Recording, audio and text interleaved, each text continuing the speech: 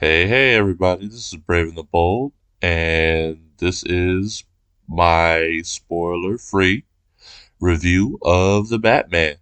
Um, and pretty much first impressions. I'm really liking the movie. It is really fascinating. I'll say that. It's very interesting and it's different.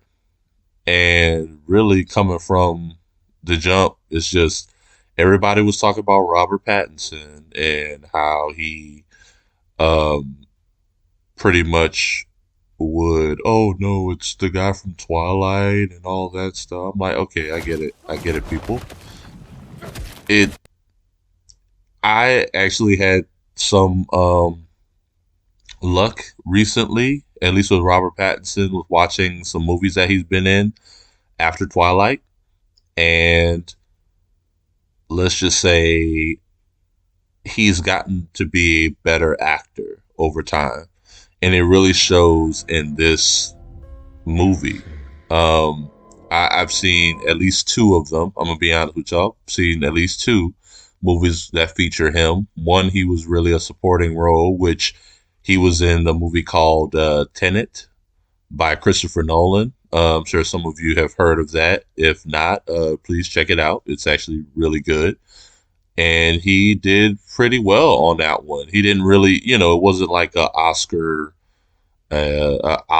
heavy performance or whatever, like an Oscar bait movie, performance for him. But I thought that it was really good, just to see him outside of Twilight.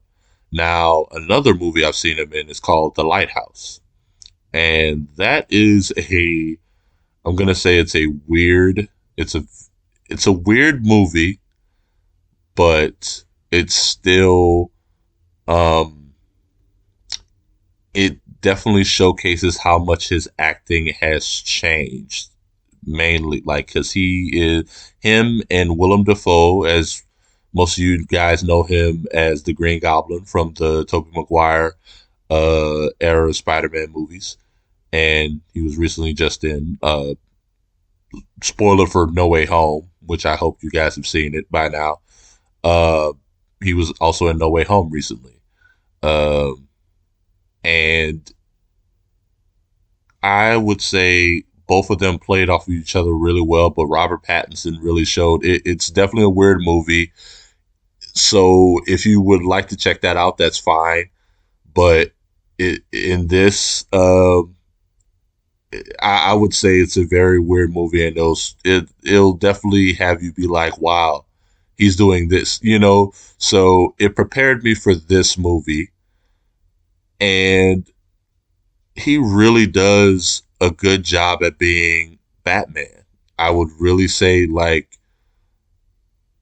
he did really good um in terms of acting and um acting ability. He's really gotten very well. So please check it out.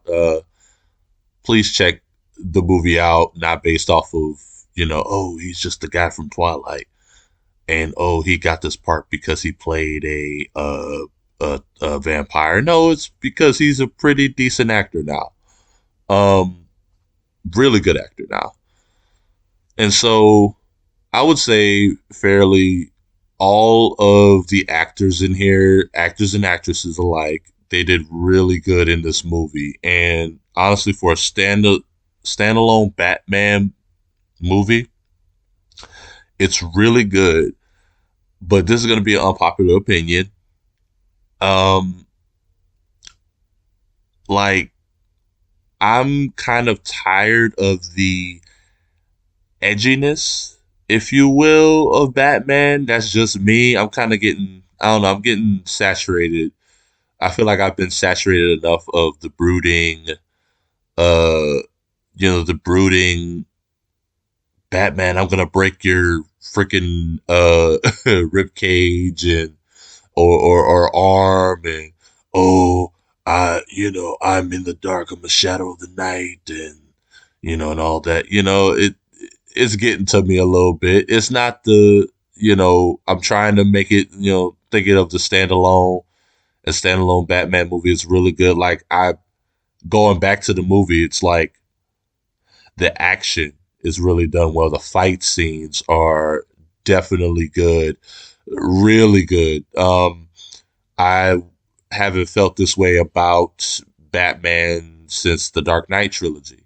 I would want to say, and people, I know they're going to compare the this Batman film to others, and I would say that this Batman film is trying to match wits with the Dark Knight. And I think I've even seen in a article and really in an interview where Matt Reeves, the director of this film, he says that, look, Christopher Nolan, I'm trying to one up you, man. Like, people, I'm trying to make people, not, I'm trying to make people forget about the Dark Knight trilogy. Cause I mean, that is he's trying to compete, which I take it as he's trying to compete with that. Like, he's trying to make the best Batman film. And I get that. And it shows. And even though we didn't get enough of Ben Affleck as Batman, um, to me he will be missed. Sort of. I had a strange relationship with Ben Affleck. It was like I liked his performance, but DC didn't play the cards right with his Batman. Like he was doing things in his movie that would pretty much you would question because like they didn't interpret it, like you didn't get the direction for that Batman where they were going and the interpretation, like what were they going for, and it didn't explain his meth. They didn't have time to explain his methods and tactics yet in his own movie. They just kept having him in team up movie after team up movie. And yeah, I think that this Batman, I would say, is better than Ben Affleck's. And saying that, I stand by that. And it's only because Ben Affleck didn't get much time. I think that if he had more time and explain why his Batman killed, like at least with that, I didn't get an explanation for why his Batman killed. So that's why I'm like, it falls under, it just falls under that,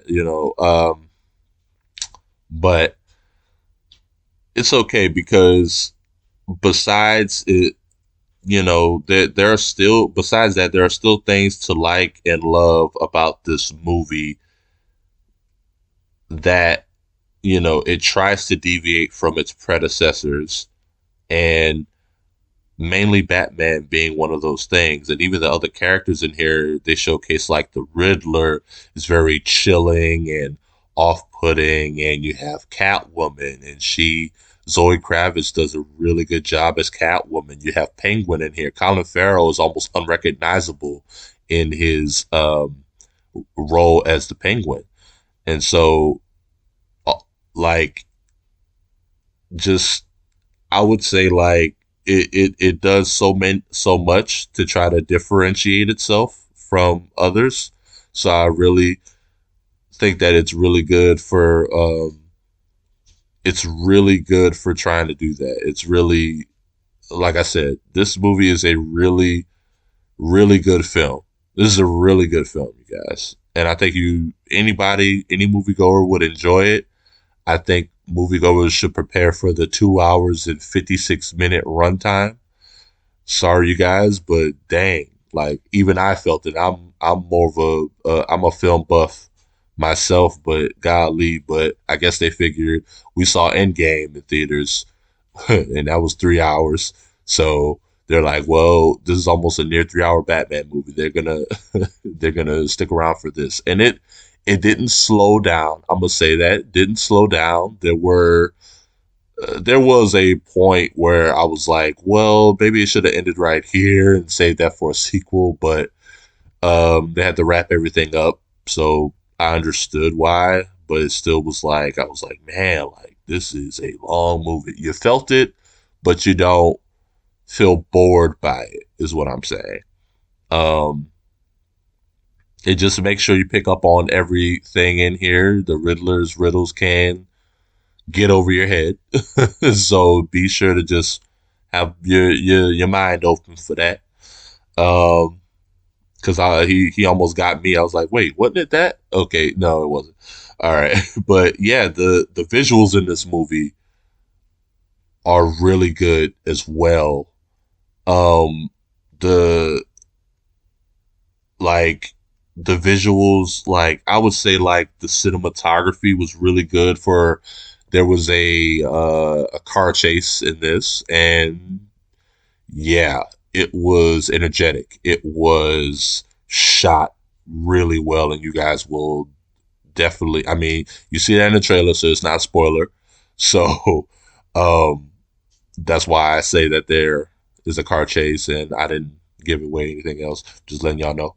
Uh, but yeah, I really liked, definitely liked the visuals. It and the music in this movie.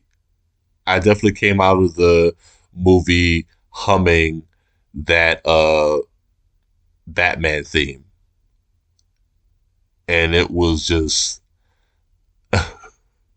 it's really good. And I hope definitely I want it played in this video.